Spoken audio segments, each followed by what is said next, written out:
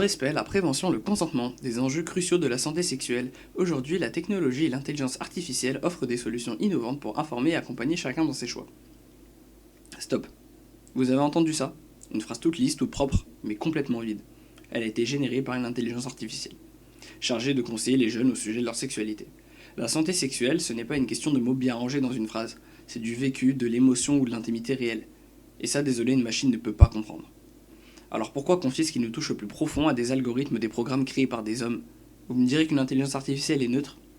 L'IA neutre, il faut arrêter de rêver. On nous vend l'IA comme une machine impartiale, objective, qui apprend toute seule. Mais de qui apprend-elle vraiment? Les intelligences artificielles sont formées sur nos données, nos comportements et notre histoire. Et devinez quoi? En 2021, seulement 22% des chercheurs en IA étaient des femmes. Donc c'est moins d'un quart. Et encore parmi eux, très peu viennent de cultures différentes ou de milieux marginaux. Sérieusement, comment une IA façonnée majoritairement par des hommes occidentaux peut-elle comprendre les réalités des femmes, des personnes racisées ou des personnes LGBT? Comment peut-elle comprendre les multiples facettes de la santé sexuelle quand elle ne connaît même pas l'équité? Regardez l'exemple d'Amazon en 2018. Leur intelligence artificielle de recrutement a dû être abandonnée parce qu'elle discriminait les femmes. Pourquoi? Parce qu'elle apprenait à partir des CV des employés, et la majorité des CV étaient masculins. Résultat, les femmes étaient systématiquement écartées des choix de l'intelligence artificielle. Maintenant, appliquez cela à la santé sexuelle. Certaines IA médicales prennent moins au sérieux la douleur des femmes ou des personnes racisées. Pourquoi? Parce qu'elles sont formées sur des données biaisées. Comment voulez-vous qu'elles comprennent les complexités de notre santé sexuelle si elles ne comprennent même pas les inégalités de genre ou de race? L'IA et le consentement, ça donne lieu à une vision simpliste. On nous dit que l'IA va régler tous nos problèmes. Elle détecte le harcèlement en ligne, elle filtre les contenus violents, elle nous éduque à la sexualité. Mais qu'est-ce que ça donne vraiment? Prenons un autre exemple. J'ai testé un chatbot éducatif, donc censé répondre aux questions sur le consentement, la contraception, etc., dont je ne citerai pas le nom ici pour des raisons évidentes. Le genre d'outil qui, sur le papier, semble parfait pour les jeunes qui veulent en savoir plus sans tabou et sans jugement. Et je vous le dis, la réponse qu'il m'a donnée m'a laissé sans voix. Je lui ai posé une question, toute simple. Comment savoir si mon partenaire est consentant? C'est une interrogation basique que pourrait avoir un collégien par exemple. Et la réponse de l'IA, ça a été si la personne ne dit pas non, c'est bon. Non, le silence c'est pas un oui. Ce genre de réponse est non seulement fausse mais carrément dangereuse. Ça réduit le consentement à un oui ou un non alors qu'en réalité il s'agit d'un échange actif, enthousiaste et respectueux. Quand on parle de consentement, on parle de communication. De donner son accord de manière claire et volontaire. Le silence, le manque de communication, ce n'est pas un oui. Alors imaginez des jeunes qui se basent sur ce genre de réponse pour leur relation. C'est ça l'outil pour éduquer à la santé sexuelle? C'est ça l'IA qui nous aide à comprendre les subtilités du consentement? Notre sexualité, elle ne se programme pas. L'IA trie, analyse, répond, mais elle ne ressent rien. Elle ne connaît ni la peur d'un test de grossesse, ni l'hésitation avant un premier je t'aime, ni le soulagement d'un sourire. Alors devrait-on vraiment lui confier ce qui fait notre humanité? Une machine qui répète des biais sans les comprendre? Un algorithme programmé par une poignée d'hommes qui décide de ce qui est normal et de ce qui ne l'est pas? Notre sexualité, notre santé, nos choix ne peuvent pas être laissés à des lignes de code. Parce qu'un bug dans une vie, ça peut briser beaucoup de choses. Un bug dans une réponse. Parce qu'un algorithme ne saura jamais ce que c'est d'être humain.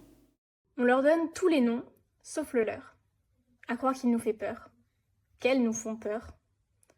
Il arrive qu'on n'ose même pas le prononcer, ce mot. Les règles. Pourquoi une chose naturelle nous met-elle si mal à l'aise? Oui, une femme au cours de sa vie perd du sang, et on dit qu'elle a ses règles. C'est le mot. Règle, règle, règle. Est-ce la règle de ne pas le dire? En faisant ce discours aujourd'hui, j'ai l'espoir de normaliser quelque chose qui est déjà censé l'être. Et je ne m'adresse pas qu'aux hommes, malheureusement, car combien de fois ma petite sœur de 14 ans m'a demandé de ne pas prononcer ces mots à voix haute? Combien de fois m'a-t-elle supplié de ne pas dire à mes parents qu'elle avait ses règles, embarrassée par sa propre nature? À l'instant où je vous parle, je revois ses yeux pliés sous l'angoisse de peur que je ne prononce ces 6 lettres qui semblent en terrifier plus d'un. Au collège et au lycée, mes amies filles me demandent d'être discrète lorsque je regarde s'il n'y a pas de taches sur leur jean, parce que ça les gêne. On parle de ragnagna, comme si c'était un mot grossier. Et moi, c'est cette appellation que je trouve barbare. Est-ce la règle de les nommer ainsi? Il y a peu, j'ai mesuré à quel point cette peur est ancrée dans nos mentalités. J'ai été faire une prise de sang, et la secrétaire à l'accueil me demandait donc les formalités habituelles, la carte vitale, la vitamine D qui n'était pas remboursée, et tout d'un coup, elle s'est mise à chuchoter. Alors je lui ai demandé de répéter, je n'avais pas entendu. Elle me demandait dans un murmure la date de mes dernières règles. Quand avez-vous eu vos dernières règles? Pourquoi avoir baissé le ton? Pourquoi avoir honte? Et pourquoi la faire perdurer, cette honte qui n'a pas lieu d'être? Est-ce la règle d'avoir honte? Ce n'est pas moi qui vous apprendrai que les femmes, dès la puberté, perdent du sang chaque mois si un ovule n'est pas fécondé. Elles en souffrent physiquement, pour la plupart, et comme si cela n'était pas déjà suffisant, le reste du monde semble vouloir leur faire porter une honte si lourde qu'elles en oublient que c'est naturel. Elles le portent aussi financièrement, ce qui me choque toujours autant, car les serviettes hygiéniques sont encore payantes. On peut avoir accès à des préservatifs gratuits, l'avortement nous est remboursé, le test de VIH ne nous est pas facturé. Il y a, je ne le nie pas, une réelle avancée dans le domaine de la santé sexuelle. Mais en 2025, les serviettes hygiéniques dont nous nous servons dès l'âge de 12 ans restent à nos frais. Est-ce une autre règle à laquelle il faut se plier ? J'espère que ce que je vous ai dit aura semé une graine dans votre esprit et vous fera réfléchir à l'absurdité de la situation que j'expose parce que c'est la réalité qui défile devant vos yeux tous les jours.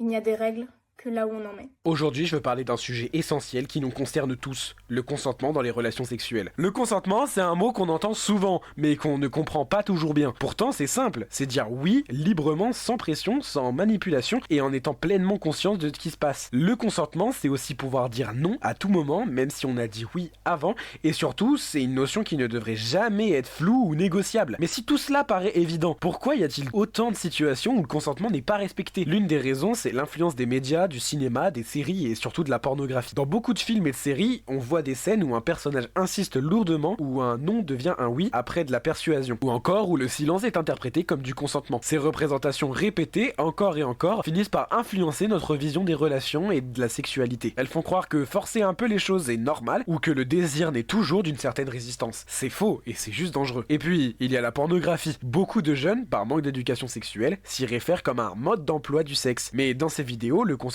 est souvent absent, voire mis en scène comme si l'absence de consentement était quelque chose d'excitant. Or, dans la vraie vie, le sexe doit toujours être basé sur le respect et l'accord des deux personnes. Un autre problème inquiétant qui grandit avec les nouvelles technologies, c'est celui des deepfakes pornographiques. Il s'agit de fausses vidéos créées par intelligence artificielle où on remplace le visage d'une personne par celui de quelqu'un d'autre, sans son accord généralement. Des célébrités, des influenceurs, mais aussi des gens ordinaires sont victimes de ce phénomène. C'est une forme de harcèlement grave qui peut détruire des vies, car ces fausses vidéos sont souvent utilisées pour humilier, faire chanter ou ruiner la réputation d'une personne. Alors, que pouvons-nous faire ? D'abord, en parler. Déconstruire les fausses idées que nous transmettent les médias et la pornographie. Apprendre à reconnaître les signes d'un consentement clair et respecté. Expliquer que le désir n'est pas une excuse pour ignorer la volonté de l'autre. Ensuite, dénoncer ces pratiques, protéger les victimes et exiger des lois plus strictes contre les deepfakes et le harcèlement en ligne. Le consentement, c'est la base du respect entre les individus. Ce n'est pas une contrainte, mais une preuve de maturité et de considération pour l'autre. Un monde plus juste et respectueux commence par la manière dont nous traitons les autres, que ce soit dans nos relations, dans nos actes ou même sur internet. Merci de m'avoir écouté.